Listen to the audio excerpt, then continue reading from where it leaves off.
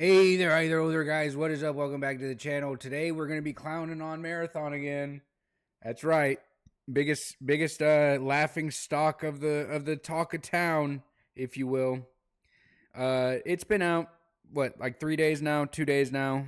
It is technically a brand new game. It had its player peak yesterday.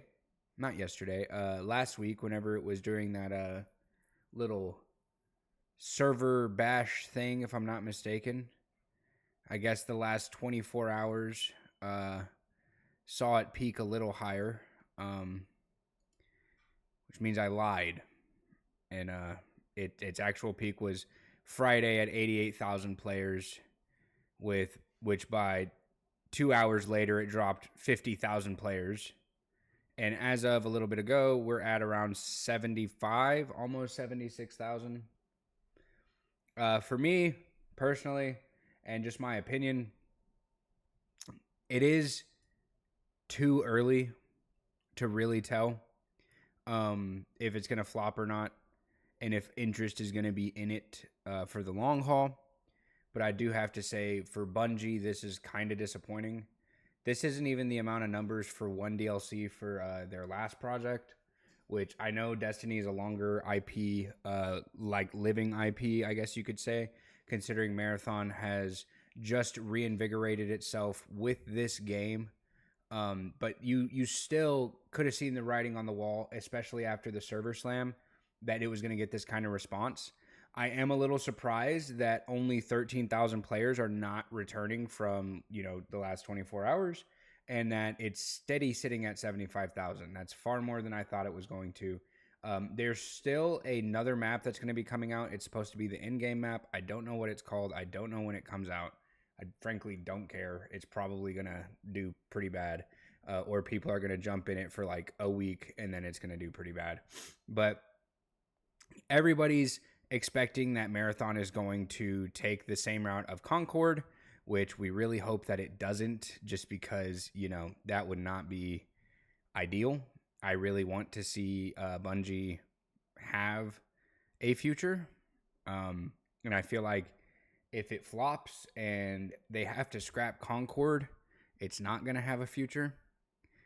These numbers are more than what Destiny has given Bungie the last couple months. So it is really nice to see that they're getting some kind of groove of players.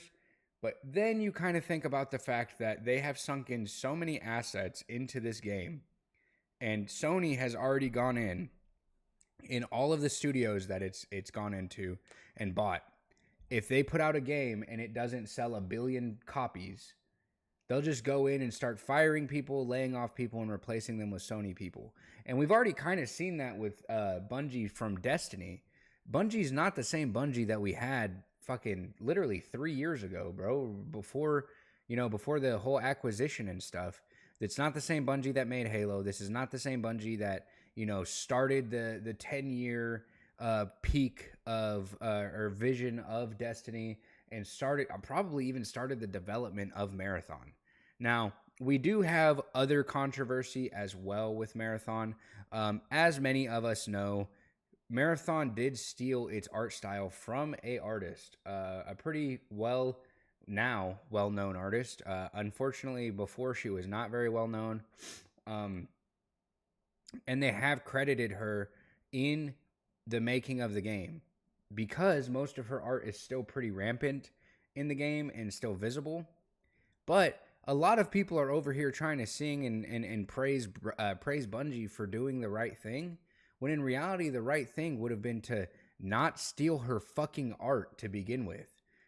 Contacting her, paying her and stuff. And the reason why I say that so harshly again is because I am a Bungie and Destiny fan, and they've done this 3 other times. Once with the nerf Gjallarhorn, once with the, if I'm not mistaken, the nerf Ace of Spades, and then a few other times, more than likely, or, it just hasn't been caught, or the player or the people that they stole from don't even know what Bungie is or Destiny is or something like that. So it's not uncommon for them to do something like this. And I think that's why people should really cut it out in the sense of giving them praise for reaching out to this artist and paying her and adding her in as a a co-developer, a co-artist, whatever. Um, because at the end of the day, it's a fucked situation all around. Now, again, I don't hope for Marathon's downfall. I don't think it'll be awesome if Marathon fails. I think it'll be pretty funny, to be honest with you. But I like the idea of competition in the extraction shooter game mode.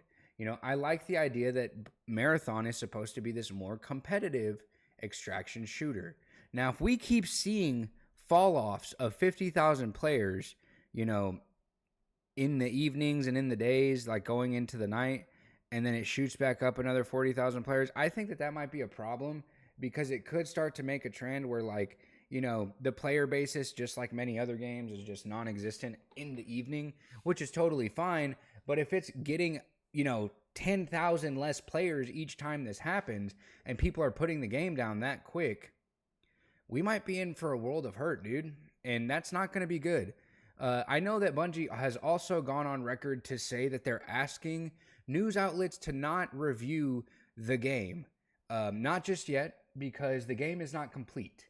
Back when Destiny 1 happened, they actually did this as well. They asked everybody not to review Destiny 1 because Vault of Glass was not out. Well, again, they didn't want to put the full game out there where they want people to kind of get, you know, accustomed to this game before they allow everybody to jump into the real end game, where they're going to have pseudo raid like capabilities for people to have and experience, very similar to raids and dungeons in Destiny for some of these bosses, for more, you know, gear that is more, I guess, legendary. I don't really know the rarities names in this game. Higher tier loot, you know, the purples, the yellows, stuff like that. More than likely just the yellows, though, if they're going to be doing raid mechanics, which could be looked at in two different ways. I am kind of interested to see what kind of mechanics they throw our way.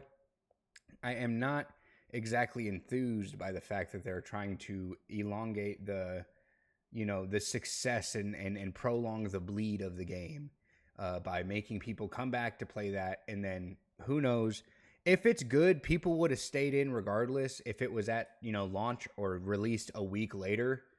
Whereas if it's bad, you know, people are going to jump in. It's going to get one good player spike whenever that launches, and then boom, they're going to fall off immediately again. So I don't understand the whole point of them delaying it. I understand that they want players to like be experienced before they jump in there, but let us decide when we're experienced enough to jump in there at our own fruition. That's just, you know, my thoughts on the whole situation. And I want to say that Marathon does span across, you know, PlayStation, Xbox, and Steam. So the Steam numbers are not the only thing to go off of.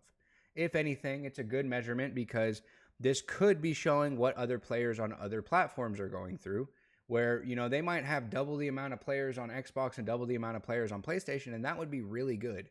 It would still, you know, kind of bug me just because the player count for Arc Raiders, I think, peaked at like 400,000 or 500,000. But again, Arc Raiders didn't hit those numbers until weeks after the game came out. It just eventually started to progressively go up. So hopefully we see something similar with this when they release that new map. And hopefully they eventually add some sort of ranked system and people end up actually liking it. Anywho, those are my just first initial thoughts on seeing the reaction to Marathon. I'm not really surprised by players dropping it in the evening just because people go to bed, bro. It's not going to be popular everywhere around the world. But it is a little disappointing to see that already 13,000 players have dropped it.